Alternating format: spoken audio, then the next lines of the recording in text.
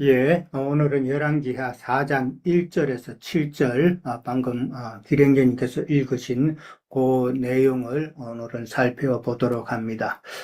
4장은 조금 길죠? 44절까지 돼 있는데 4장의 그 전체 내용은 엘리사가 네 가지의 기적을 행한 그 내용을 이제 기록하고 있죠.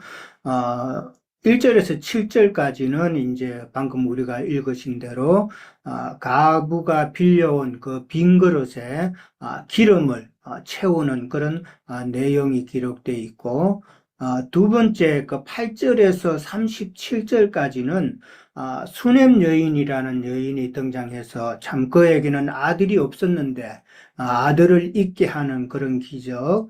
그 다음에 이제 또 그 아들이 나중에 이제 갑자기 죽음으로 인해서 엘리사가 그 아들을 이제 그런 살리는 내용이 또 기록이 되어 있고, 그 다음에 이제 38절에서 41절에 가면은 이제 독이 들어서 먹을 수 없는 그 국을 엘리사가 해독하는 그런 내용이 또 나오죠.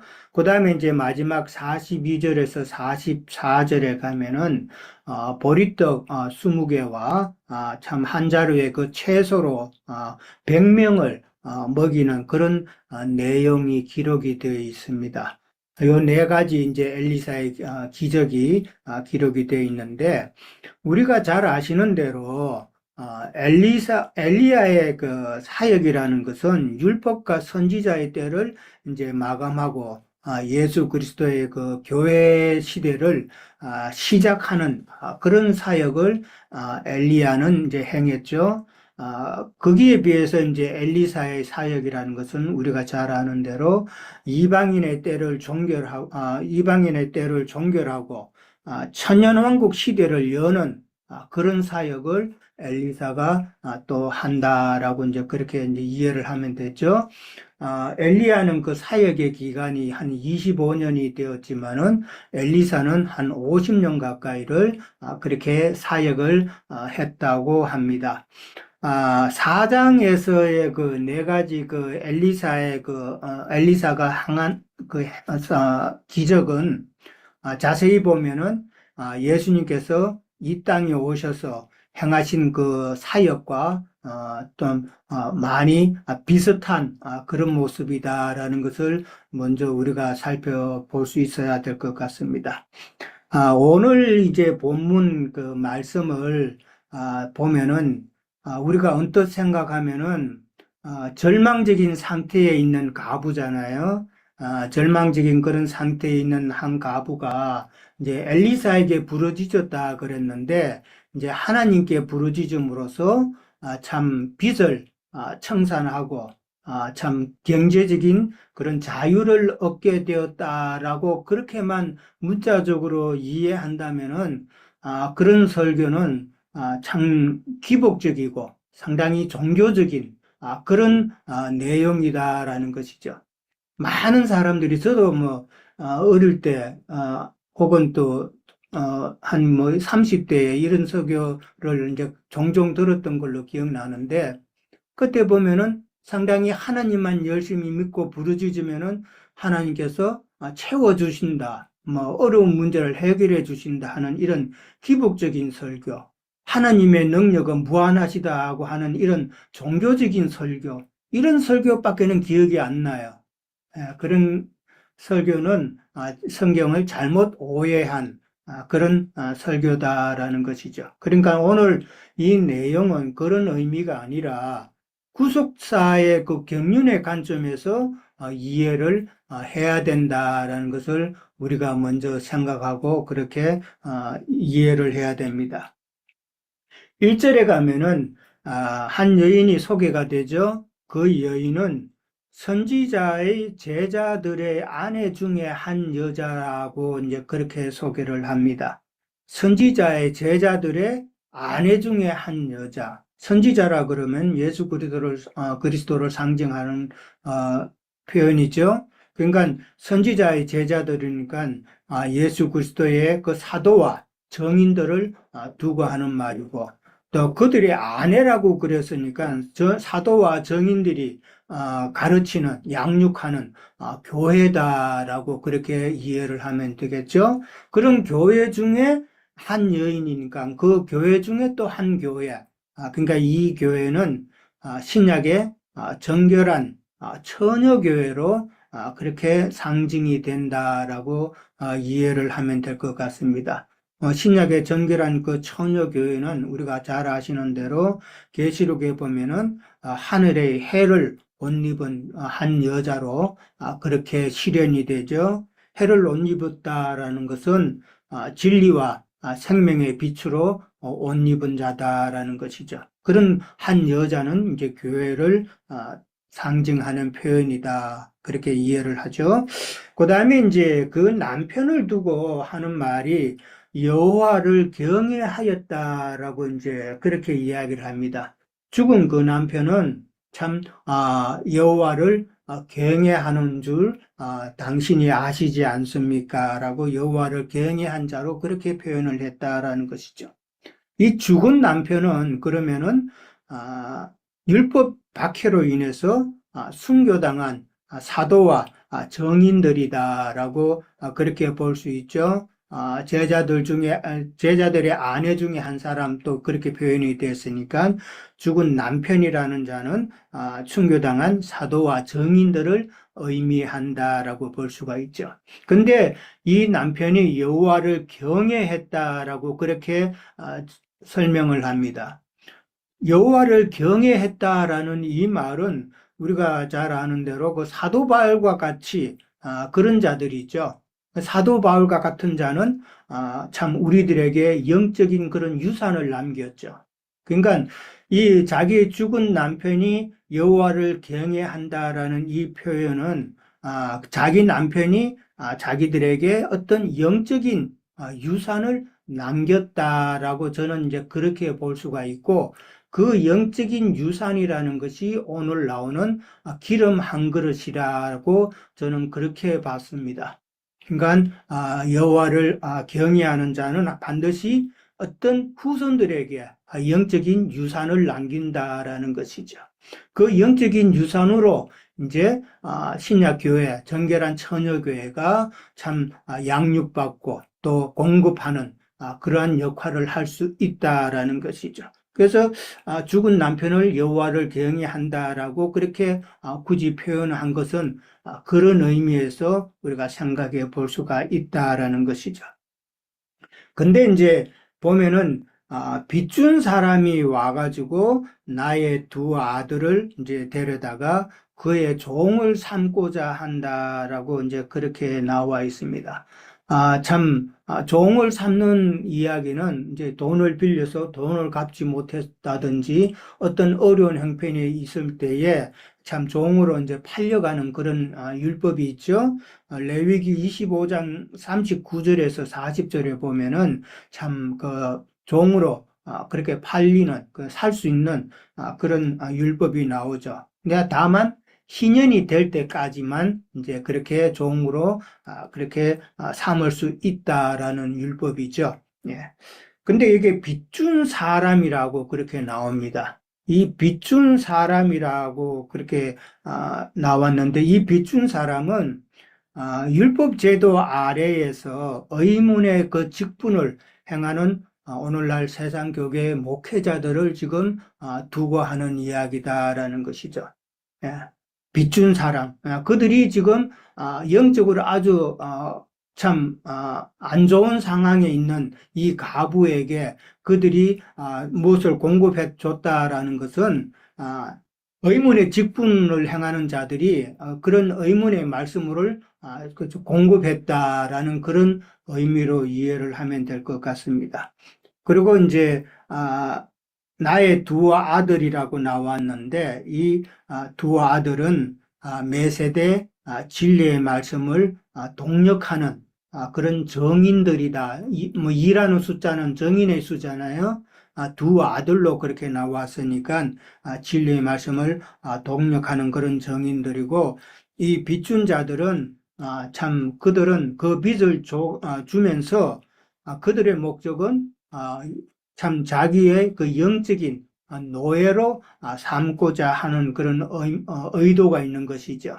그러니까 오늘날도 세상 목회자들은 참 그들의 목적은 교인들을 통해서 그들의 믿음이 온전히 성장되어 있는 것은 관심이 없고, 어떻게 하면은 교인들을 자기 편 만들어서 자기가 부릴 수 있는 그런 영적인 노예로 삼을까, 그런 그런 생각을 많이 하죠. 예. 그 다음에 이제 2절에 가면은, 엘리사가 이제 하는 말이 나오죠. 내가 너를 위하여 어떻게 하랴라고 그렇게 이야기하면서 네 집이 무엇이 있는지 말하라라고 그렇게 이야기합니다. 내가 너를 위하여 어떻게 하랴라는 이 말은 예수님께서 누가복음하고 그 신약에 보면 마가복음이죠. 10장에 보면은 눈먼 맹인들에게 내가 무엇을 네게 하여 주기를 원하느냐라는 그런 말씀을 하셨죠. 그랬을 때 맹인이 내가 보기를 원하나이다라고 그렇게 말씀을 했는데, 여기서 엘리사가 내가 너를 위하여 어떻게 하랴라는 이 말씀은 신약에 예수님께서 내가 무엇을 하여 주기를 원하느냐라는 그 표현과 같은 의미다라고 생각해 볼 수가 있죠. 그 다음에 이제 계집종의 집에 기름 한 그릇 외에는 아무것도 없나이다라고 그렇게 이야기를 합니다. 계집종의 집이라고 그랬습니다. 그러니까 가부의 집은 결국은 참 나중에 이제 기름 파는 집이죠. 그 기름 파는 집은 어리석은 그 다섯 처녀가 기름을 살 수 있는 그 마지막 때에 장자교회를 상징하는 그런 말씀이다라고 볼 수 있고, 그 다음에 기름 한 그릇이라고 그랬는데, 기름이라는 것은 우리가 잘 아는 대로 이 한 그릇이라 그랬지만은 그 양은 적다라는 그런 의미가 있어요. 얼마 되지 않는 그 기름. 그러니까 기름이라는 것은 예수 그리스도의 영의 말씀, 진리와 생명의 말씀이다. 그러니까 자기의 죽은 남편이 남긴 영적인 유산이 바로 기름 한 그릇이다라는 그런 의미로 생각해 볼 수 있을 것 같습니다. 가부의 이 상황을 이렇게 보면은 이제 문자적으로 봐도 참 남편은 죽고 없죠. 그 다음에 이제 빚진 상태에 있죠. 그 다음에 이제 두 아들이 이제 종으로 또 팔려가야 되는 그런 난감한 상황이고, 있는 것이라고는 겨우 기름 한 그릇밖에 없는 그런 절망적인 상태죠. 문자적으로 봐도 참 절망적인 상태인데, 이런 절망적인 상태는 엘리야나 엘리사의 이 시대적인 상황이 바로 영적 암흑기였다라는 것을 이제 보여주는, 그것을 이제 말하고 있다라는 것이고, 이것은 곧 이제 교회 시대 마지막 그 한일의 이제 극한 그 영적의 기근의 때를 지금 암시하고 있다라고 이제 그렇게 볼 수가 있을 것 같습니다. 그럴 때에 이제 엘리사가 명령을 하죠. 밖에 나가서 모든 이웃에게 그릇을 빌리라고 그렇게 이야기합니다. 그릇을 빌리되 빈 그릇을 빌리되 조금 빌리지 마라라고 그렇게 이야기합니다. 그러니까 조금 뭐 10개 정도만 갖고 오는 것이 아니라 빌릴 수 있는 만큼 많이 갖고 오라라는 이야기인데, 엘리사의 이 지금 그릇을 갖고 오라라는 명령은 교회에 대한 주님의 명령이다라고 우리가 생각해 볼 수가 있겠죠. 참 밖에 나가서 모든 이웃에게 그릇을 빌리라라는 것은 전도하라라는 그런 말씀으로 우리가 이해를 하고 있죠. 그 다음에 이제 빈 그릇을 빌리라고 그랬습니다. 빈 그릇은 무엇을 채울 수 있는 그릇이죠. 예, 무엇을 채울 수 있는 그릇이기 때문에 자기의 의가 가득 찬 사람은 안 되겠죠. 진리의 말씀을 순종하면서 또 겸손한 마음으로 이렇게 무언가를 채울 수 있는 그런 빈 그릇을 가져와야 된다라는 것이죠. 조금 빌리지 말라라는 말은 많은 그릇이 필요하다라는 것인데, 이 말씀은 교회 시대부터 시작해가지고 마지막 하나님의 경륜의 그 신약 교회 마지막 경륜의 때까지는 기름이 계속 매 세대 정인들을 통해서 기름이 공급되어야 된다라는 그런 의미죠. 그렇기 때문에 많은 그릇이 필요하다라고 그렇게 설명할 수가 있겠죠.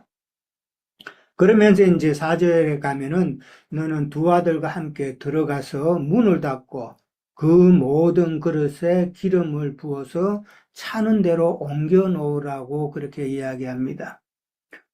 여기서 이제 엘리사는 두 아들과 함께 들어가서 문을 닫으라라고 이제 그 말이 나옵니다. 5절에도 가면은 문을 닫은 후에라고 해서 이제 두 번 또 그렇게 문을 닫는 이야기가 나오는데, 문을 닫는다라는 말은 참 그 영적인 어떤 그리스도의 영과 깊이 교제하는 영적인 그 밀실로 이제 우리가 생각해 볼 수가 있죠. 영적인 밀실에서 성령과 교제하는 그런 모습이다라는 것이죠. 그러니까 예수님께서 베다니 마을에서 베다니 사람들과 함께 해서 참 하늘의 그 하나님의 말씀을 풀어서 가르치는 그런 모습, 그런 것과 같이 연결해서 우리가 생각해 볼 수 있다라는 것이죠. 그 베다니 마을은 예루살렘 성읍의 사람들이 올 수 없는 곳이죠. 문둥이 시몬의 집. 부정하다고 그들은 생각하니까 올 수가 없는다. 그 말은 세상 비진리, 세상적인 것이 이 베다니 마을 영적인 밀실에는 침범할 수가 없다라는 그런 의미도 우리가 생각해 볼 수가 있고, 그 모든 그릇에 기름을 부어서 차는 대로 옮겨 놓아라라는 말은, 모든 그릇에 기름을 붓는다라는 말은 그 두 아들, 그러니까 정인들이죠. 정인들의 그 사역을 통해서 생명의 말씀이 그 다음 세대에게 또 전달이 되고, 그 다음 세대 또 그 다음 세대에 이렇게 전달되고, 이렇게 해서 마지막 여자의 그 남은 후손들에게까지 계속 전달되어지는 것을 지금 말하고 있다라고 그렇게 보면 될 것 같습니다. 그 다음에 이제 5절에 가면 이제 그 말을 이제 듣고 여인이 물러가서 그의 두 아들과 함께 문을 닫은 후에 그들은 그릇을 그에게로 가져오고 그는 부었다라고 이제 그렇게 이야기합니다. 여기서도 이제 문을 닫았다라고 나오는데, 마태복음 6장 6절에 보면은 우리가 잘 아는 대로 골방에서 엄밀한 중에 계신 네 아버지께 기도하라 하는 말씀이 있죠. 이제 그 영적인 밀실, 저 골방, 모든 것이 세상 것이 차단된 그런 내면의 깊은 세계를 골방이라고 이제 생각할 수 있죠. 뭐 우리가 지성소로도 생각할 수 있고, 지성소에서 엄밀한 교제를 나누는 것이죠. 그 다음에 이제 그들은 그릇을 그에게로 가져오고 그는 부었다라고 하는데, 그들은 두 아들이죠. 두 아들 정인이고, 그릇을 그에게로 가져오고 그는 부었다 할 때 이 그는 가부를 두고 하는 말이죠. 그러니까 교회를 상징하는 가부다라는 것이죠. 그러니까 정인들은 그릇을 가져오고, 그 다음에 교회는 기름을 붓는 그런 역할이다라는 것을 이제 생각해 보면 될 것 같습니다. 그러니까 아들은 빈 그릇을 가져오고, 가부는 그러니까 교회는 기름을 붓는 이런 모습은 정인들의 전도로 마지막 참 진리 교회는 영과 생명의 말씀으로 양육하는 그런 그림을 우리가 생각해 볼 수가 있죠. 그 다음에 이제 그렇게 기름을 이제 부었다라고 그랬을 때에 6절에 가면은 그릇이 다 찬지라라고 나오죠. 여인이 아들에게 이르되 또 그릇을 내게로 가져오라 하니 아들이 이르되 다른 그릇이 없나이다 하니 기름이 곧 거쳤더라라고 그렇게 나옵니다. 그릇이 다 찼다는 말, 그 다음에 다른 그릇이 없다라는 말은 교회 시대의 이제 마지막 때라고 이제 볼 수가 있죠. 교회 시대 이제 마지막 때가 되면은 더 이상 진리의 말씀으로 양육받고 그것을 또 받아들일 신자가 없는 그런 때다라고 우리가 생각해 볼 수가 있습니다. 그러니까 뭐 마지막 한 일회의 후 3년 반도 다 지난 그때 정말 마지막 때다라고 보면 되겠죠. 그럴 때는 이제 교회 시대가 끝이 나니까 영 그리스도의 영이 참 충만한 이 교회 시대에 기름이 이제 곧 그쳤더라라고 그렇게 또 설명을 하고 있죠. 예. 그 다음에 이제 7절에 가면은 이제 가부가 엘리사에게 이제 기름이 다 떨어졌다라고 말을 합니다. 그랬을 때 엘리사가 하는 말이 너는 가서 기름을 팔아 빚을 갚고 남은 곳으로 너와 내 두 아들이 생활하라라고 그렇게 이야기를 합니다. 여기서 이제 기름을 판다라는 말이 나왔어요. 기름을 팔 대상은 그럼 누구겠습니까? 참, 대상은 오는 부활의 때, 교회 시대 마지막 때, 참, 인데도 파수꾼이 정말 급한 외침을 부르짖는 그때에도 여전히 영적 생명이 꺼져가는 어리석은 그 미련한 다섯 처녀와 같은 그런 자들이겠죠. 그런 자들에게 기름을 팔아야 된다라는 것인데, 판다라는 말은 전도함으로써 진리를 공급하는 그런 말씀이다라는 것이죠.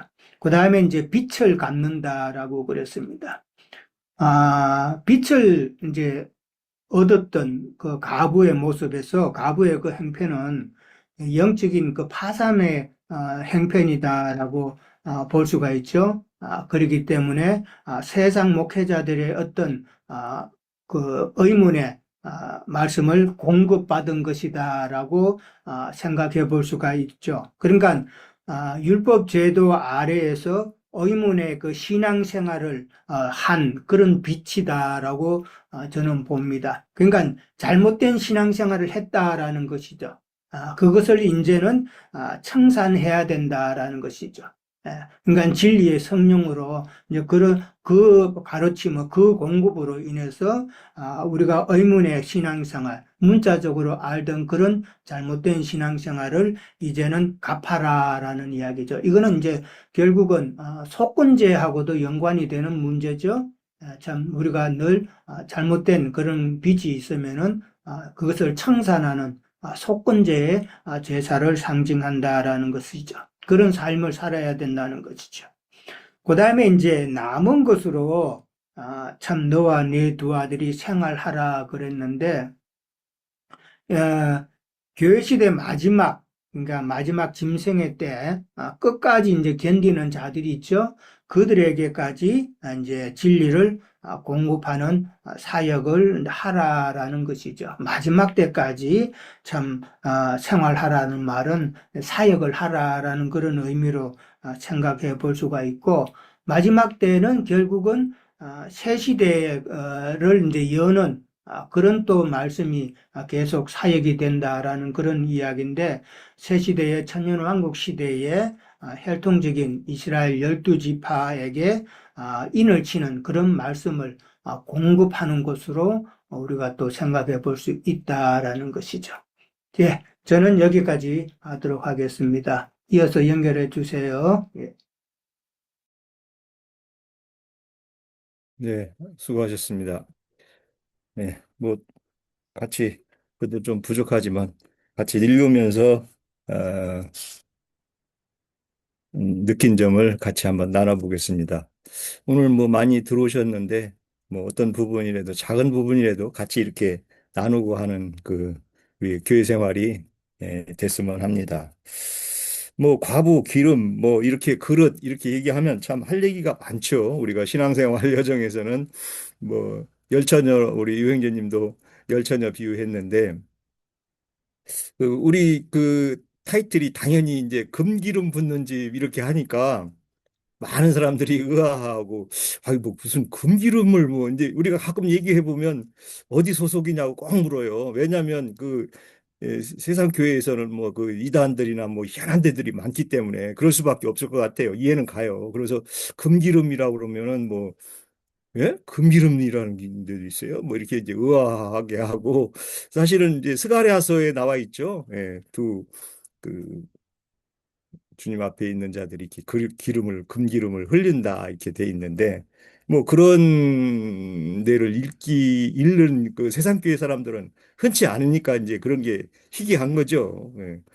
그 주님 앞에 이렇게 에, 금기름이라고 하니까. 그래서 이제 여기서는 오늘은 뭐 쉬운 말이죠. 이제 기름, 이제 마태복음에 있는 거죠. 예.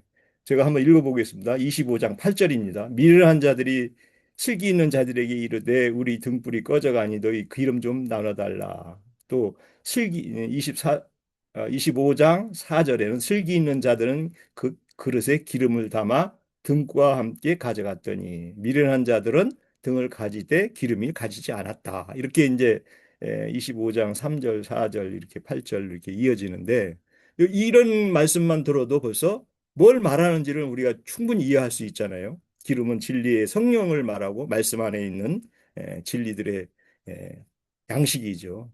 그 이름을 위해서 잘 먹고 주님의 말씀을 잘 이해하고 해서 어, 성경에서 과연 말하는 뜻이 무엇인지, 그래서 주님의 뜻을 이해한 자들이 에, 말씀 안에서 이기는 신앙으로 나아가는 그런 개념이 이제 있다고 봅니다. 그래서 뭐 우리가 십자가를 많이 얘기하는데 저도 예수 믿고 십자가 이외에는 뭐 응? 뭐 알기를 원치 않노라 뭐 그랬다고 바울도 뭐 그 얘기도 했는데, 그래서 더 나가는 그 말이 없는 게 아니라 그 말이 이제 피해가 되는 게 뭐 십자가 외에는 다 뭐 필요 없다 이제 이런 개념인데, 사실은 필요 없는 것은 인간적인 생각이나 세상적인 생각 이런 것들이 필요 없다는 얘기지, 무슨 말씀으로 이어져 나가는 주님의 말씀이 필요 없다는 건 아닌데, 이 오해한 사람들은 그냥 십자가 이외에는 뭐 다 필요 없다는 어떤 그런 개념을 가지고 있어요. 그래서 십자가는 우리가 다 알듯이 뭐 자아 부인 뭐 응? 또 사람 생각 끝. 욥이 새 친구들하고 토론할 때 얼마나 할 말이 많았습니까? 저도 기독교 있을 때는 저도 할 말이 많았어요. 뭐 이렇게 기독교인들 한번 만나보세요. 뭐 이렇게 말이 진짜 그 별 필요도 없는 말인데 그렇게 말이 그냥 뭐 거미 똥구멍에서 뭐 칠 나오듯이 얼마나 말이 많은지, 뭐 남녀도 가끔 입을 돌려대면 이쪽으로 돌려대면서 말한다는데 그 욕과 같은 거예요. 왜냐면 세상에서는 뭐 자기 과정, 신앙 여정, 또 이상한 사람 만난 얘기 뭐 저 사도 요한도 주님의 말씀을 다 쓰려면은 이 세상에 있는 종이 갖고도 무척 부족하다고 그랬는데 참 할 얘기는 많긴 많은 것 같아요. 그 얘기를 끊고 진리의 말씀만 좀 받아들이라는 그런 뜻인데, 말씀 안에서 나누고 말씀을 증거해서 이 뜻이 무엇인지를 찾아가서 온전함으로 나아가고, 그게 이제 흠없는 교회 생활이라고 하고 정결한 교회 생활이라고 그러고, 그래서 바울 사도는 그 고린도 교회들의 이제 말 많은 사람들을 많이 이상하게 이제 타락이 되니까 내가 너희를 정결한 처녀로, 고린도전서 11장 1절이죠. 제가 한번 읽어보겠습니다. 원컨대 나는 너희 좀 어리석은 것을 용납하라. 청컨대 나를 용납하라. 이렇게 말하면서, 왜냐하면 말을 못하게 하고 어떤 더 나가는 말을 거부를 안 해요. 십자가의 도에 아예 잡힌 사람들은. 그러니까 이제 바울 사도가 내가 하나님의 열심으로 너희를 위하여 열심 내노니 내가 너희를 정결한 처녀로 한 남편인 그리스도께 드리려고 중매한다. 이렇게 말을 해요. 그럼 뭐 남자는 뭐 내가 뭐 정결한 처녀야 뭐 이렇게 하는 사람도 있을 것이고, 참 과부가 이제 신약에서는 정결한 약혼자고 이렇게 이제 되는 건데, 그런 의미에서 정결한 처녀로 주님 앞에 에, 드리려고 부정한 것들을 이제 씻어야 된다는 거죠. 왜냐하면 흠과 예, 레이기 같은 데서는 이제 그게 부정함이라고 그러죠. 부정함 때 묻은 거. 예를 들어 세상 교회는 뭐 많죠. 부정한 게 뭐 뭐 11조, 삼위일체, 예정론, 뭐 주일 성수, 뭐 이루 말도 못하죠. 예. 그런 것들을 다 시쳐야 되는데 그게 씻어지기가 참 쉽지 않다는 그런 우리가 교회 생활을 해보면 자기가 갖고 있는 그 사고 생각이 말씀 안에서 좀 이렇게 씻어지고 진리의 말씀으로 해나가야 되는 그런 여정이 있다고 봅니다. 그래서 어, 두 아들에게도 이제 그 욥도 그랬죠. 욥은 하나님 만난 뒤에는 이제 정말 열 아들과 세 딸을 다시 주시면서 그 교회 생활을 이렇게 해나가는 교회 안에 자녀와 딸 이렇게 이제 더 좋은 뭐 그때 세상에서 제일 예쁜 딸들이라고 그랬는데 그 딸들은 정결한 처녀들이죠. 뭐 육신적인 뭐 아름다움을 비유로 해서 정결한 처녀를 말한다 이렇게 봅니다. 그래서 이게 정결한 처녀가 돼야 주님 앞에 계시록에서는 이제 황제로 등극하는 그런 결혼식이 또 기다렸다 하는데 마지막으로 계시록 18장 7절을 한번 읽어보겠습니다. 이거는 이제 정결하지 않은 여자에 대한 겁니다. 꼭 반대를 우리가 알아야 되겠더라고요. 어떤 것은 정결함이 있으면 부정한 여자가 있다는 거죠. 정결한 처녀가 있으면 부정한 처녀. 근데 이게 계시록 때까지도 있으니까 끝까지도 이 심판 받을 때 끝까지도 이렇게 부정한 신앙생활로 마치는 사람들이 있다는 거죠. 요한계시록 18장 7절입니다. 그가 어떻게 자기를 영화롭게 하였으며 사치하였든지 그만큼 고난과 애통으로 갚아주라. 그가 마음에 말하기를 나는 여왕으로 앉은 자요 과부가 아니라 결탄코 애통을 당하지 아니하리라. 이렇게 자신한다는 거예요. 예. 왜냐하면 뭐 그만큼 그 세상교회 생활에 만족한다는 거겠죠. 이제 마지막으로 저도 얼마 전에 그 박진영이라는 그 한국의 유명한 가수가 있어요. 뭐 춤도 잘 추고 하는 분인데 그, 그 부인이 뭐 뭔뭐 하는 유명한 그 구원파 어, 그 종교 지도자인데 그 딸이래요. 근데 그 박진영이라는 가수도 그 지금은 이제 목회를 원신찬 해요. 목사 딸. 예, 예, 예. 권신찬 목사 맞습니다.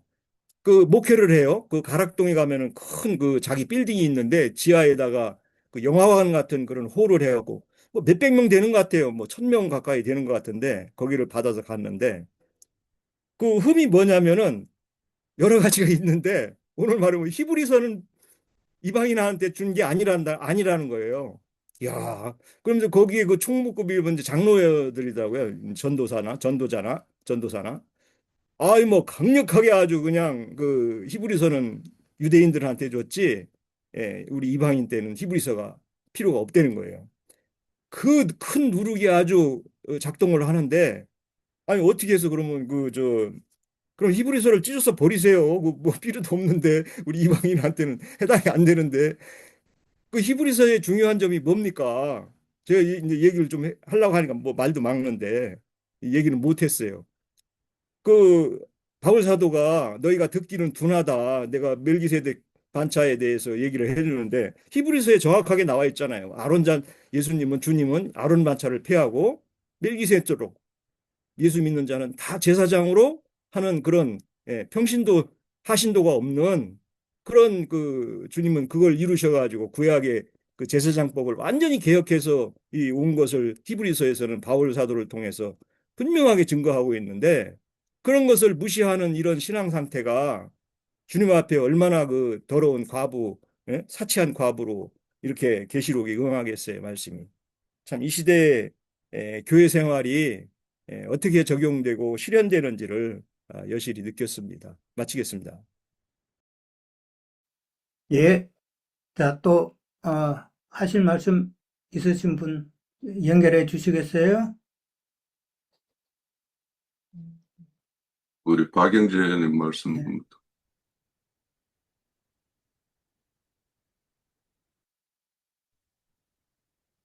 네. 열왕기 하사장에서 얘기하는 이제 한 과부가 나오는데 그 한 과부에는 두 아들이 있었다라고 얘기를 하고 있습니다. 그런데 이 과부의 남은 것이라고는 한 그릇 기름밖에는 남지 않았는데 그게 양이 적은 기름을 얘기하고 있는 것 같아요. 이 과부는 남편이 죽었다라는 것을 갖다가 의미하고 있습니다. 이것은 예수 그리스도께서 십자가의 대속으로 말미암아 남편이 있었음에도, 사랑하는 남편이 있었음에도 그 남편이 죽어서 과부가 되어진 상태를 얘기하는 것 같습니다. 그리고 그 두 아들은 신약과 구약의 증인들을 암시해주고 있는 것으로 보여집니다. 그리고 그 한 과부의 여인의 집이라는 것은 구약에 있는 교회와 신약에 있는 교회를 지금 의미하고 있는 것으로 보여져요. 그리고 체주가 비춘 사람이 체주를 갖다가 비춘 사람에 대해서 좀 생각해 보려고 하는데 이 비춘 사람이 빚을 갖다가 주었다라는 건 넉넉함 가운데서 빚을 주었을 텐데 그 사람이 그 빚을 갖다가 주고 그 두 아들을 갖다 종으로 삼으려고 했다라는 것은 하나님께 그 받은 그 말씀을 통해서 그 말씀을 갖다가 활용해 가지고 많은 사람들 위에 군림하려는 말하자면 종교 지도자들을 지금 여기서 비춘 사람으로 묘사한 것으로 보여집니다. 한 그릇 기름, 아주 작은 양의 작은 병에 들어있는 그 한 그릇 기름은 그리스도를 갖다가 의미하는 것으로 보여집니다. 그리고 이 그리스도를 통해 가지고 모든 이웃에게 그릇을 빌리라라고 했는데 우리가 찬송가 부르듯이 너희는 하나님 닮는 그릇이라는 찬송가를 갖다가 부르는 것을 볼 수가 있어요. 그러니까 이 그릇은 어, 말 그대로 채워진 그릇이 있고 무언가 채워진 그릇이 있고 채워지지 않은 그릇이 있는데 요즘에 이제 이 한국에서는 좀 비가 이렇게 자주 왔어요. 오산 쪽에는. 그 비가 오면은 항상 그 물이 채워지고 그 물이 채워지면 거기에 모기가 생겨요. 그래가지고 그냥 모기가 득식을 걸어가지고 항상 저는 이제 이영희 자매가 물을 받아놓으면 나는 물을 붓는데 바빠요. 그래가지고 모기가 생길까 봐 자꾸만 물을 부어요. 그러면 이영희 자매는 왜 그걸 밭에다 줘야 되는데 왜 부었냐고 또 저를 타박해요. 그릇이 비어있지 않으면은 그리스도의 신선한 말씀을 갖다가 내 심령 속에 채울 수가 없겠죠. 그러니까 뭔가 채워져 있는 것은 하나님께서 원하지 않는 그릇이라는 걸 알 수가 있어요. 그래서 이 그릇은 두 가지를 암시해 주고 있는데 하나는 흙사람 아담 안에는 항상 세상 것으로 채워져 있고 그리고 또 죄악이 항상 죄가 어둠의 영이 그 속에 채워져 있기 때문에 그 채워져 있는 그릇에다가는 순수한 하나님의 깨끗한 기름을 부을 수가 없습니다. 그래서 하나님께서는 하나님 속에 하나님이 감춰두신 그 영그릇을 보호하시고 그 영그릇 안에 하나님께서 하나님의 순수한 그 기름을 갖다가 붓는 것을 빈 그릇으로 묘사한 것으로 보여집니다. 그리고 이제 2절에 가서 보면은 네 집에 무엇이 있는지 내게 말하라 이 말씀을 하세요.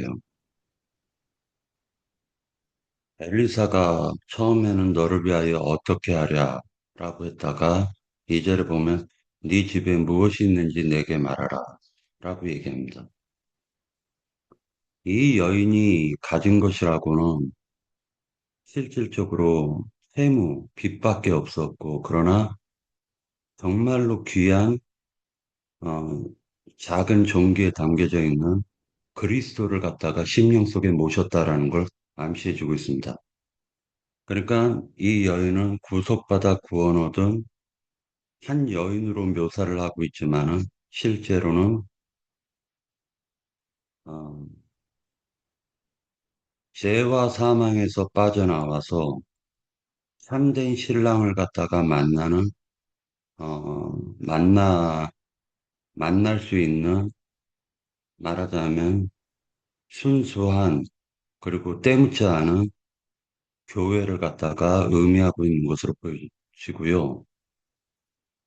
그 여자가 내 집이라고 묘사를 했었을 때 그 집은 하나님이 창세 전서부터 준비하신 말하자면은 그 구속받아 구원 얻은 자를 빼내신 어떤 비밀한 집을 의미하고 있다라고 보여줍니다. 그래서 고린도 교회 성도들에게 고린도 성도들이 깨닫지 못하니까 너희가 하나님의 집인 것을 알지 못하느냐라고 얘기를 합니다. 그래서 이 집은 구속받은 사람들의 심령을 갖다가 가리키고 있는 것으로 보여지고 있고요.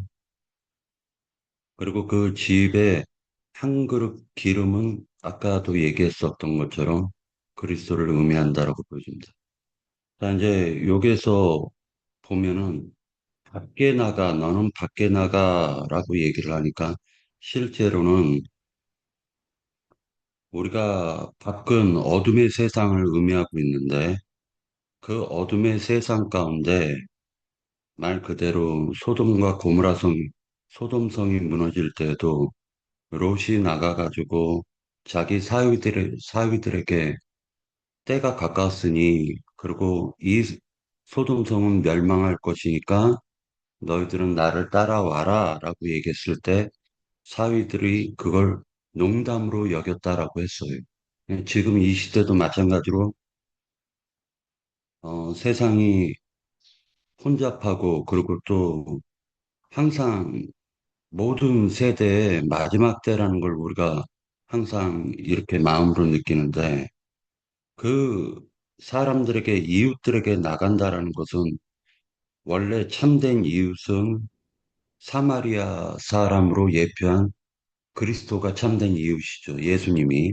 그런데 그 예수님을 영접한 그 사람을 말 그대로 참 우리가 볼 때 이웃으로 볼 수가 있습니다. 그런데 그 이웃들에게 빈 그릇을 찾아가지고 그 빈 그릇을 빌려서 조금만 빌리지도 말고 그것도 많이 빈 그릇을 가지고 와가지고 그 빈 그릇에다가 기름을 갖다가 가득 채워주라고 얘기를 하고 있습니다. 그래서 이것은 하나님의 말씀을 갖다가 증거하는 내용으로 보여집니다. 그런데 이 말씀이 그대로 마태복음 25장의 열처녀 비유로 얘기하고 있습니다. 여기서는 그 기름을 과부와 그 아들에게는 기름을 팔아서 빚을 갚고 남은 것으로 너희가 생활하는 즉 믿음의 길량식으로 삼으라고 얘기를 했는데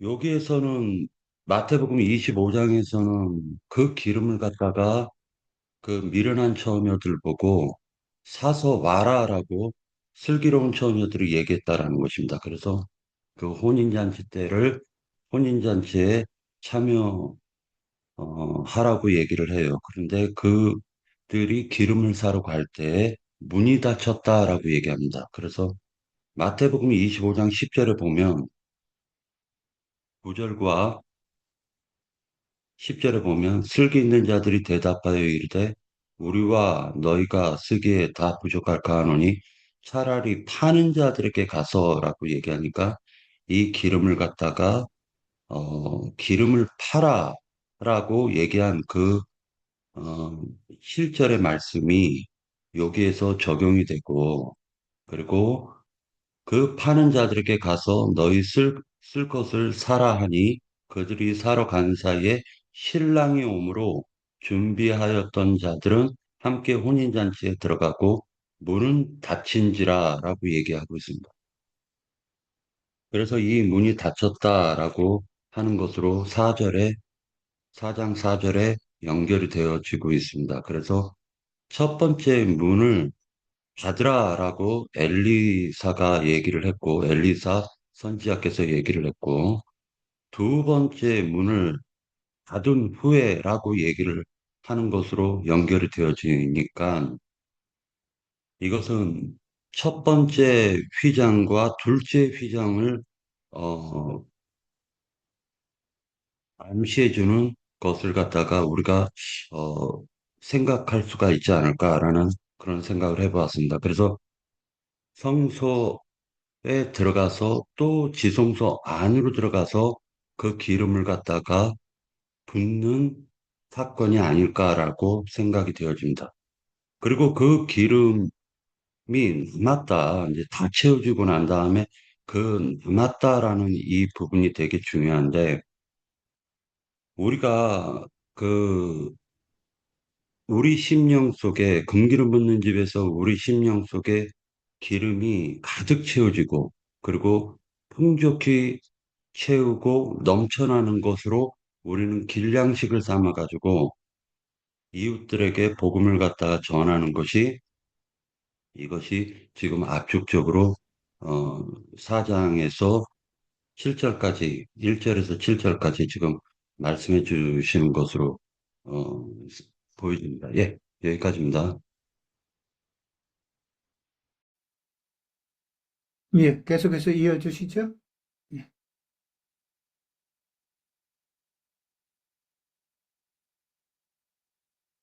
제가 좀 예, 할까요? 어, 제가 아, 잠깐만 말씀드릴게요. 우선 저는 이제 이 말씀을 보면서 여기에 여러 가지 이제 엘리사에 의해서 이제 그 이적을 행하는 내용들이 쭉 있는데 이것들이 이제 이야기의 모든 것들이 이렇게 연결성이 있을 것 같아요. 그래서 우선 저는 이제 이걸 보면서 제일 첫 번째 생각한 것이 어, 하나님의 어떤 구속사를 이렇게 가장 압축적으로 표현하는 말이 기업 무릇이에요. 그래서 오늘 이 내용을 보면 이렇게 한 가문이 이렇게 문을 닫게 되는 어떤 그런 상황이 처해 있는 집에 이렇게 자식들을 이렇게 회복시키는 어떤 그런 말씀이에요. 그래서 저는 이걸 보면서 기업무력이다라는 생각을 무슨 하게 되었고, 그리고는 이제 그 선지자가 죽었고 그 남겨진 아들에 의해서 이제 이렇게 기름그릇을 얻어서 기름을 채우는 이런 일을 하는 것은 결국에는 사역의 어떤 승계 내용, 그러니까 그 아버지의 어떤 사역을 이렇게 승계하는 건데, 결국에는 이거는 우리 주기도문에 보면은 우리에게 죄 지은 자를 사하여 준 것 같이 우리 죄를 사하여 주옵시고 하는 그것이 이제 사실 실현되는 것이 지금 이제 그 우리 오늘까지 본 어떤 말씀의 어떤 줄거리입니다. 그래서 이제 그 첫 번째 그 이야기에서 이렇게 선지자의 어떤 남겨진 아들, 그들의 어떤 사역에 보면 아버지 때보다 이제 아버지 때의 어떤 기름 남음이 이제 아주 그 적은 양이었는데, 이제 사실 그것을 이제 그 엘리사 선지자가 가서 축복해서 기름을 이렇게 넘치게 하는 어떤 그런 거여서 결국에는 문을 닫고 이렇게 방 안에서 이렇게 함께 하는 그 자리가 결국에는 어, 주님에 의해서 이렇게 제자들의 모든 말씀의 어떤 풍성을 이루는 어떤 그런 과정. 그래서 그 풍성이 이제 자신들의 어떤 그 울타리를 넘어서 이렇게 확장되어 가는 모습, 이런 것들을 이제 무슨 볼 수 있겠다 싶어요. 그래서 이런 것을 보면 이제 전체적으로 이제 스토리가 이렇게 보면 이제 죽은 아들을 살리는 이야기, 이렇게 또, 그 공동체가 함께 이렇게 취할 어떤 국소의 어떤 독이 든 거, 이런 걸 제하는 거, 그리고는 이제 또 최종적으로는 보리떡으로 이렇게 넉넉히 이렇게 먹이는 거 이런 것들을 보면 우리의 어떤 기업 무르기가 단순히 이렇게 그 노예로 팔려갔던 자가 해방되는 것, 또 잃어버린 기업을 이렇게 회복시키는 것, 이것만이 아니라 더 풍성을 이루기 위해서 그들이 혹 해를 받을 것이 있으면 그 해받는 것을 이렇게 제하는 일, 그것까지 또 그들이 이제 더 풍성히 먹고 이렇게 생명의 어떤 그 양식이 이렇게 풍족하게 하는 것 그런 어떤 이런 것들이 어떤 그 기업 무르기의 어떤 전체적인 확장 이런 것을 볼 수가 있고 그래서 아까 형제님 말씀대로 예수님이 이 땅에 오셔서 행하신 것이 이제 우리 다 잃어버린 기업을 찾고 우리의 어떤 생명의 대가 끊긴 것들을 이제 이렇게 있게 해주는 것이 이제 예수님이 이 땅에 오셔서 행한 것인데 저도 이제 참 이런 거 보면서 이제 늘 예전부터 이제 우리 모임의 어떤 젊은 사람들 그래서 우리 이후에 어떤 우리 형제님의 어떤 저 장로 형제님 대를 이어서는 또 우리가 이렇게 뭐 우여곡절 이렇게 이어간다 하지만 우리 대를 이어서 또 할 어떤 이런 것들을 생각하면서 요 장단열 형제 왔을 때 내가 울산에서 장 형제를 봤을 때 내가 그렇게 좋아했고 했던 이유가 저보다는 그래도 연배가 좀 이렇게 밑이라서 그래서 같이 교회를 하면은 또 이렇게 대를 잘 이어갈 수 있겠다 이런 생각을 좀 했었어요.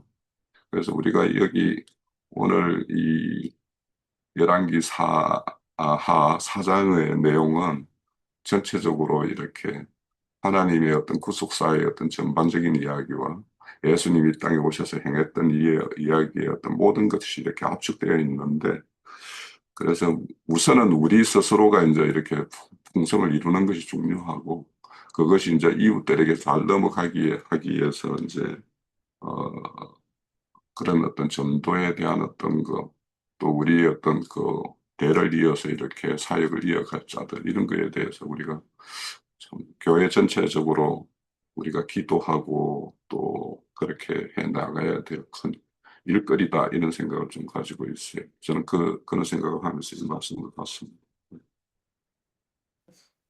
예, 안자매님, 아까 하시려고 그러셨는데, 시간이 많이 간 거 아닌가요? 아니요, 시간 괜찮습니다. 예, 잠깐만 그럼 제가 할게요. 저는 그 2절에 보면 빚준 사람이 와서 나의 두 아이를 데려가 했을 때 그 빚은 이제 우리가 그 죄짐이잖아요. 빚은 죄짐이기 때문에 거기서부터 이제 엘리사의 그 선지자가 빚진 사람이 와서 나와 두 아이를 데려가 그 종을 삼고자 하나이다 하면서 이제 그 말을 이어나가는데 엘리사가 그럼 그에게 이르되 내가 너를 위하여 어떻게 하랴 했을 때 그리고 내게 무엇이 있는 집에 무엇이 있는지 내게 말하라 했을 때 어, 집이라는 것은 이제 교회도 되지만 내 자신 안에서도 어, 주님을 섬기느냐 아니면 율법과 그런 것들을 섬기는가를 저는 좀 봤거든요. 그래서 무엇이 있는지 내게 말할 때 진심으로 내가 영 안에서 나한테 구하라. 나는 좀 이런 생각이 들었어요. 그 여인한테 진심으로 네가 영 안에서 나한테 구할 때 내가 너한테 줄 것이다라는 것이 조금 느껴졌고요. 거기서 그 한 그릇에는 계집종이 집에 기름 한 그릇에는 아무것도 없나이다 이제 이렇게 지금 계속 말씀이 이제 이어가는데 3절에 보면은 너는 밖에 나가서 모든 이웃에게 그릇을 빌리라 했어요. 빌리라고 했어요. 여기서는 밖에 나가서 그러면 집 안이 아닌 밖에 나가서 저는 그 사복음서에서 보면은 장터에 나가서 혼인잔치에 이렇게 모든 사람 오게끔 그걸 이제 했던 생각이 나고 그릇을 빌리라고 했던 것은 빌리라고 했지만 빈 그릇을 빌리되 조금 빌리지 말고 했은 것은 저는 이거는 이제 복음의 나팔을 부르라고 봐졌어요. 이렇게 전하라고 모든 사람에게 전도를 했을 때 그 기름으로 이제 성령의 그 말씀으로 그 그 사람들, 그 영혼들에게 이제 그 전할 때, 나팔을 부를 때, 제가 이제 계속 이어지는 것은 좀 이렇게 표현이 안 되니까 이렇게 끊는데, 나가서 모든 사람을 빌리고 그 모든 그릇이라는 건 마음 그릇이잖아요. 심령들이잖아요. 그러면 영혼들을 놓고 말하는 건데, 조금 빌리지 말고, 그, 내 두 아들과 함께 들어가서 문을 닫고, 그러면 이 문을 닫는다는 것은, 아까도 형제님들 말씀했지만, 이 말씀은, 잠깐만요. 이 말씀은 문을 열어놓고 먹을 수 있는 말씀이 아니라고 좀 느껴져요. 이 말씀은 진짜 귀한 말씀이고, 주님이, 이렇게 아무한테나 줄 수 있는 말씀이 아니기 때문에 문을 닫고, 이 비밀리에 이 기름을 부어주는 것 같아요. 계속 그냥 그 기름을 부어주는 건 영혼들한테 지금 말씀을 전하면서 그 영혼들에게 그 소생을 시키는다 저는 생각을 해요. 그 영혼들이 죽어있던 그런 것들, 빈 그릇이면은 지금 아무것도 넣지 않은 빈 그릇에다가 마음 그릇에다가 하나님 말씀을 전할 때 그건 참 받아들일 수 있는 말씀이 아닌가 그렇게 좀 보고 7절에 보면은 이제 6절엔 다 찼다겠어요. 계속 갖고 오고 부었더니 그릇을 다 찼는데 7절에 보면은 그 기름을 팔으라겠어요. 아까 hin제님도 말씀을 했지만 그 기름을 부은 것을 그 기름을 갖다 팔으면은 이제 육적으로 보면 참기름, 금기름 뭐 갖다가 기름집다 갖다 놓으면 팔겠지만은 여기선 영혼들이 다 지금 채워진 것을 갖다가 그 기름을 팔을 때는 내가 너한테 성령을 주었던 그 말씀을 다른 사람한테 할 때 내 제빛이 이렇게 감해진다는 걸 좀 봤거든요. 내가 어느 지체한테 복음을 전했을 때 나는 이제 저는 가끔 그래. 오늘 주님 오늘 일당 했어요. 내가 오늘 밥값 했어요. 가끔 그런 말 저한테 하거든요. 복음을 전할 때 저는 오늘 나한테 주님이 주신 말씀으로 오늘 밥값은 했다. 이제 전도를 하든지 복음을 전했을 때 저는 이제 그 비율 좀 그게 생각나면서 채워진 내 안에 주님의 말씀으로 채워진 것을 나만 갖고 있지 않고 다른 영혼한테 전할 때 그건 이제 파는 거예요. 제가 느낌은 팔아서 빚을 갚으라겠어요. 그러면 나는 그걸 전할 때 내 빚이 조금이라도 탕감되지 않는가 그런 것들을 조금 오늘 느껴서 이렇게 계속 이어지게는 말 못하겠지만 제가 좀 깨달은 것이 좀 그런 것이라 생각하고 이 말씀을 드렸어요. 네. 네, 수고들 하셨습니다. 자, 그러면 또 없으신가요, 혹시?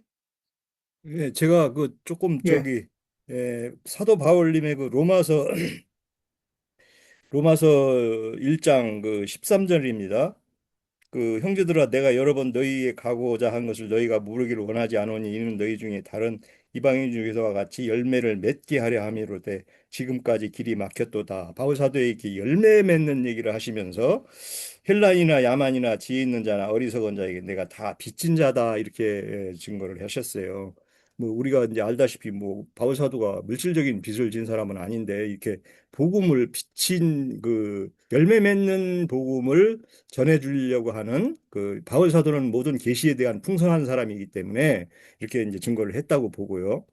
그래서 우리가 저도 요즘에 저 구원파 분들하고 이렇게 토론을 가끔 카톡방으로 하고 있는데 그분들은 이제 한번 구원받는 게 이제 전부라는 개념 안에서 인이 쳐져 가지고 그 오실 주님만 그렇게 기다려요. 주로 오실 주님만. 그래서 제가 이제 오시는 주님과 나타날 때의 주님을 좀 달리 봐야 된다. 오신 주님을 기다리는 것은 우리가 그 나타날 주님을 맞이하기 위해서 하는 그런 개념도 있지만은 사실은 같이 나타나야 된다. 그래 그 말씀을 우리가 이제 보면은 고린도전서 3장 13절입니다. 각각 공력이 나타날 터인데 그날의 공력이 밝히리니 이는 불로 나타나고 그 불이 각 사람의 공력이 어떠한 것을 시험할 것이라. 이게 이제 우리 아까 열처녀의 다섯 처녀에 해당돼서 다섯 처녀가 들어갔는데 그게 이제 해당된다고 보고요. 베드로전서 5장 1절입니다. 베드로전서 5장 1절 너희 중에 장로들에게 권하노니 나는 함께 장로된 자요 그리스도의 고난의 증인이요 나타날 영광에 참여할 자로다 이렇게 했어요. 그러면 나타날 때는 우리가 같이 참여해야 되는 부분이 있는 것이지 나타날 주님을 맞이해서는 안 되는 거죠. 예. 이런 개념이 그냥 나타날 주님을 기다린다고 자기는 해요. 근데 준비는 하나도 안 돼 있어. 금기름이나 이런 기름 준비가 안 된 사람들이 나타날 거 알면은 뭐 합니까? 준비가 안 돼 있는데. 그 신앙 여정에서 이렇게 차후적인 순서를 잘 이해한 사람은 지금 오시는 주님을 잘 맞이해서 내 안에 오신 주님을 잘 맞이해서 분량을 잘 이루어야 주님과 같이 나타날 때는 이제 나타난다는 개념인데 이걸 나타난 주님과 오시는 주님을 혼동해 갖고 이걸 막 예, 참 이렇게 혼란스러운 신앙생활을 하는 걸 보고 참 안타까워했습니다. 네, 마치겠습니다. 예. 자, 그러면은 마지막으로 행자님 혹시 또 보충 해 주실 말씀이 있었을 것 같은데, 예, 해 주시고 끝내죠. 예. 시간이 많이 지났고 또 우리 형제 자매님들이 얘기한 내용들이 굉장히 의미 있는 그런 말씀들을 잘 듣고 하셨어요. 빚준자는 율법 사제들, 오늘날의 신부, 목사들의 정죄의 직분에 의해서 성당이나 예배당에 가면 빚이 탕감을 받는 것이 아니라 이자가 더해져서 빚이 더 중해지죠. 이제 이걸 생각을 해야 되겠고, 빚짐자라는 것은 뭐 아까 안자매님 정확히 얘기한 것처럼 정죄 받으면 없던 죄도 생기는 거죠. 뭐 어린아이 때 지난 죄는 다 간과해 주셨다고 성경에 명확히 간과하셨을 뿐 아니라 다시는 네가 회개하고 돌이킨 한 지난 죄과는 다시 기억하지 않겠다라는 약속이 있음에도 불구하고 그걸 무효되게 하나님의 약속을 무효되게 만들어 버려 가지고 자꾸 되살아나게 만드는 이제 그런 설교를 많이 하는데 이제 이런 것이 율법 제도권의 사제들의 그 특성이죠.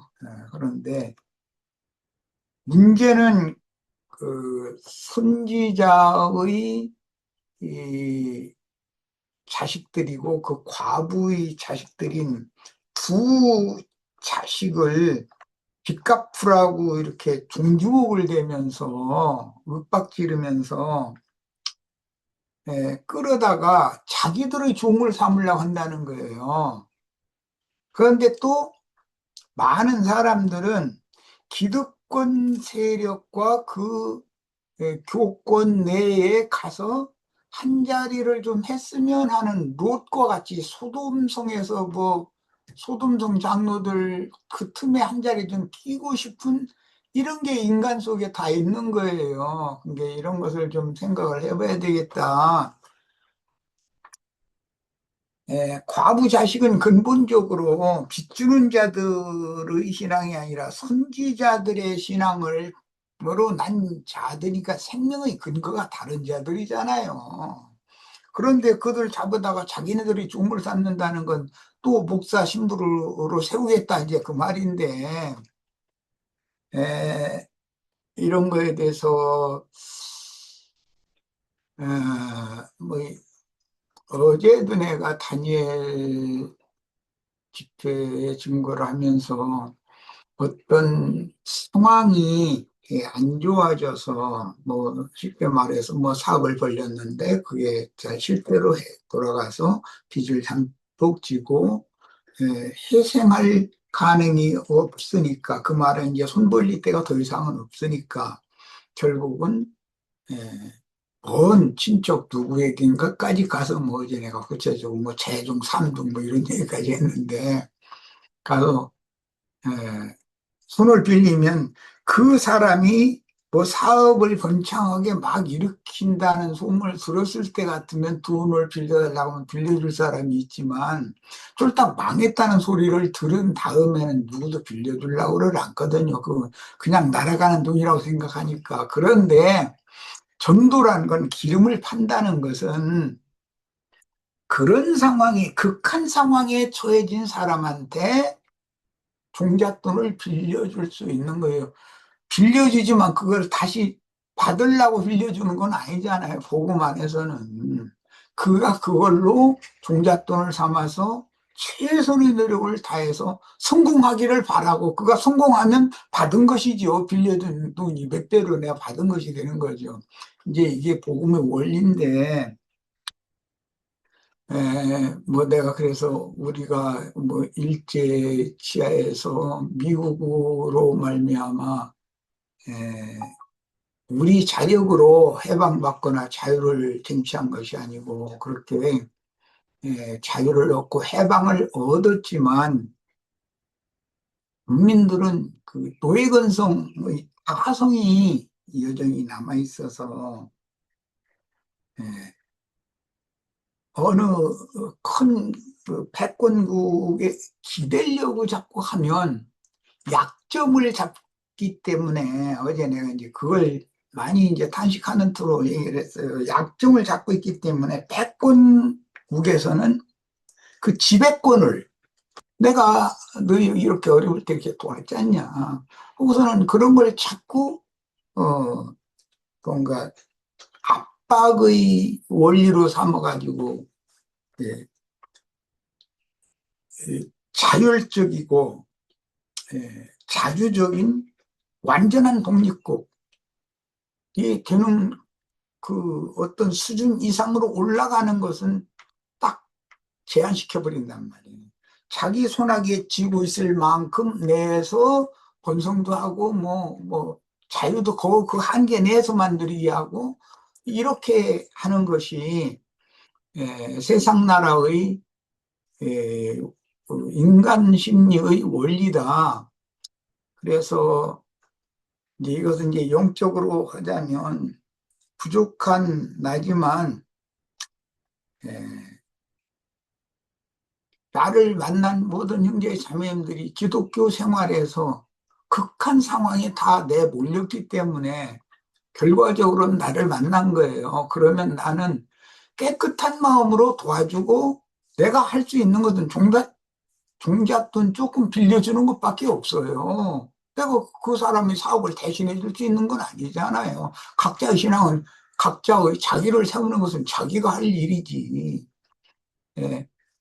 그러나 그걸 나중에 내가 너한테 이런 것도 가르쳐 주고 이런 것도 가르쳐 주고 이런 비밀한 말씀도 주고 그랬는데 이런 것을 자꾸 내세우면서 패권국이 권리 주장을 하는 것과 같이 한다면 그것은 순수한 도움이 아니다 이거야. 어제 그 파사 왕이 유다 백성들 돌아가서 성전을 재건축하는 걸 허락했다고 그러니까 그 겉면만 읽으면 안 된다 그래서 에스라 6장을 내가 일부러 찾아서 집작해서 그 읽은 거예요. 순수함이 아니다 이거는. 다니엘은 그런 걸 다 알고 있었다는 거예요. 다니엘은. 그런데 우리는 성경을 읽을 때 이처럼 그 모든 근원과 과정과 그 제일 중요한 건 그 원인이 뭐냐. 저 사람이 저렇게 나에게 호혜 정책을 베풀 때 정말로 깨끗한 손으로 저러느냐라는 것을 살피는 것이 더 중요하다. 만약에 깨끗한 손으로 종잣돈을 줬다 그랬는데 이제 교회를 세울 수 있는 기초 지식, 성경의 기초 이런 것을 가르쳐 줬어요. 값없이 가르쳐 줬어요. 그건 이제 빌려준 거죠. 그랬으면 거기에서 스스로 독립할 수 있도록 나눠줘야 되거든요. 그냥 자유를 완전히 이렇게 허락을 해줘야 되는 것이고 내가 관여하면 안 되는 것이거든요. 예를 들자면 뭐 독립이라는 것은 어떤 모임을 세우는 것도 독립이지만 제일 중요한 것은 그 교회 생활을 하는 데는 뭐 돈도 필요할 거고 뭐든 여러 가지 이제 우여곡절들이 있을 텐데 그걸 그들 스스로 해결할 수 있도록 이렇게 자율적으로 하도록 해줘야 되는 거란 말이야. 나의 통제 아래 다 두고 뭐 예를 들어 헌금 이런 것은 뭐 나한테 다 보내라 내가 알아서 이렇게 할 거다. 그것은 아직도 자식 장가 보내놓고도 저기 분가시켜주지 않은 상태니까 못 만나가 있다 해서 분가한 게 아니거든.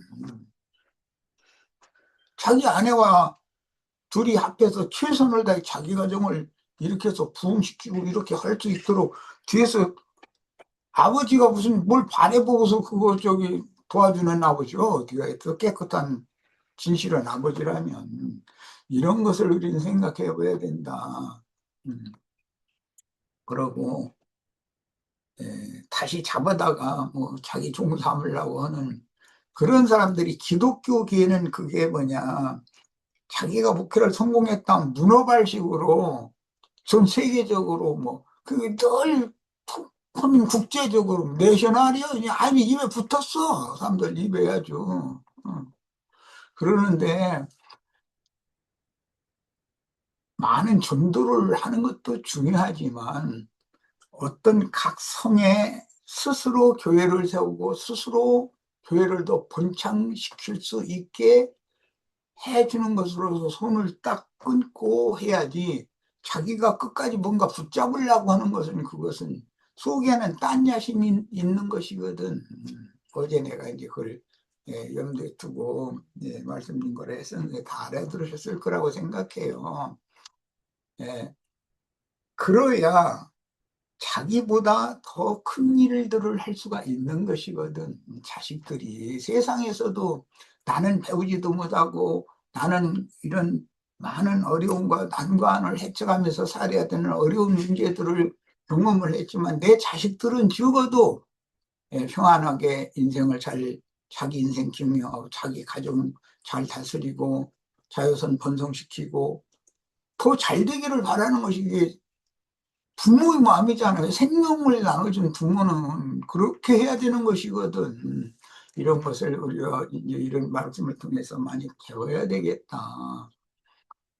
겉으로는 많은 사람을 불러 모아서 뭐 그릇을 빌려오는 이야기인데 막 하면 그 집안에 막 큰 경사 났다고 떠들어대고 하지만 사실은 다른 생각이 있는 사람들도 기름 장사한다고 사방에서 나팔 불거든요. 여기로 오라 이러고. 그런데 순수한 순결한 기름 파는 거, 금기름을 값없이 나눠주는 것이 과연 우리 형제 자매님들에게 어제 다니엘의 준 것처럼 환상도 보여주셨고 그 환상에 대한 깨닫지 못하는 것 때문에 뭐 이걸 깨닫게 해달라고 금식 기도를 하는 다니엘에게 하나님이 가브리엘 천사를 보내서 그걸 다 낱낱이 설명을 해줘가지고 말씀을 들려주잖아요. 환상은 맞는데 그 의미를 모르면 무슨 소용이 있겠어요. 그러니까 봐야 되고 들어야 되거든. 그래서 본인이 확실해져야 인간 세계에서 통용되는 말로 신과의 교제의 말씀을 인간의 말로 설명을 해줄 수 있는 사람이 이게 기름장사거든. 전도자인 것이고 우리 형제 자매들이 다 그렇게 되시기를 바라고 매우 조심스러운데 내가 칭찬하면은 잘못하면은 또 그것 때문에 넘어질까 봐요. 어제 오늘 우리 홍영재를 칭찬하고 싶은 게 요즘에 뭐 AI 기술이 발전했는데 그걸 잘 활용을 해가지고 말라기서를 지금 자료로 내보내고 있는데 너무 깊이가 있고 우리 지체들이 한 번 들어서는 안 돼요. 그 반드시 두 번, 세 번, 나도 두 번, 세 번 들어요. 나도 들어보고 또 들어보고 또 혹시 놓치는 것은 없는가 싶어서. 그런데 흠잡을 데 없이 아주 매끄럽게 너무 말씀을 소화를 잘 하고 있는 걸 보면서 이제 주님께서 때가 됐는가 보다. 그리고 홍영재는 지금 우리 장단열 형제 제자 삼고자 하는 그런 마음을 빌려고 했는데 또 있을 거예요.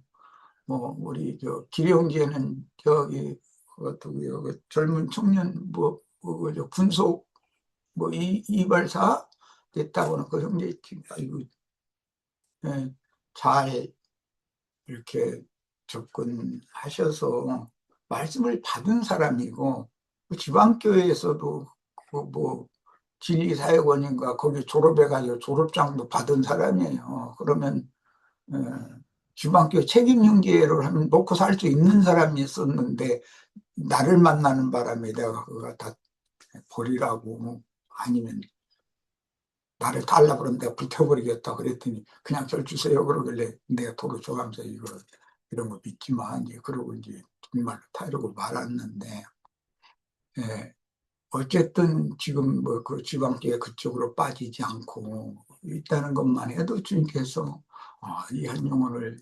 지키시는구나. 언제 무슨 방법으로 이 영혼을 회복시켜서 주님이 큰 일에 쓰실지 그런 것을 나는 사실 기대하고 있어요. 우리는 다 이와 같이 더 큰 일을 할 수 있는 후사를 나보다는 내 자식이 더 잘 되는 것을 그런 바라는 순수한 그 어머니의 마음으로 사역에 임하기를 바랍니다. 우리 유형제님도 빨리 죽은 청년들 만나서 그건 붙여줘야지 억지로 뭐 내가 찾아다닌다고 뭐 붙여줄 수 있는 것은 아니지만 때가 아직 안 됐으니까 그렇지만 답답하겠죠. 그러지만 좋은 사람들도 이제 만나게 해주실 거니까 그때는 사람을 딱 만나면 한번 물으면 놓으면 안 돼요. 놓치면 안 돼요. 어떻게든지 해서 끌어당겨서 낚아채야지. 그것이 이제 할 수 있는 최선이지 뭐. 그 장사미천 조금 이렇게 보태주는 거예요. 그러고 기도나 해줘야지 뭐 지 스스로 사업 다시 잘 부으면서 일으켜가지고 근데 돈 빌려줘 가면서 잘 활용하길 바란다고. 그런데 중간에서 이렇게 일어서려고 하지 말고 맨 밑바닥에서부터 몸으로 때워서 하는 것부터 시작해서 해보면 승산이 있을 수도 있다. 이렇게 한두 마디 딱 권면해주고 돈 주고 나서는 받을 생각을 하고 그게 빌려주면 안 된다는 거예요. 어제 저 다니엘서에서 나오는 파사왕 그 고레스처럼 자기 왕과 왕자들을 위해서 기도하는 지부를 세우라는 뜻이었었거든. 사실은 속으로는. 그런데 돌아가서 성전을 세우고 막 어쩌고 하니까 그것만 막 읽으면 안 된다 이거예요. 그것만 읽으면. 자, 마치겠습니다. 우리 형제 자매님들 다 알아듣고 다 잘 하리라고 믿습니다. 예.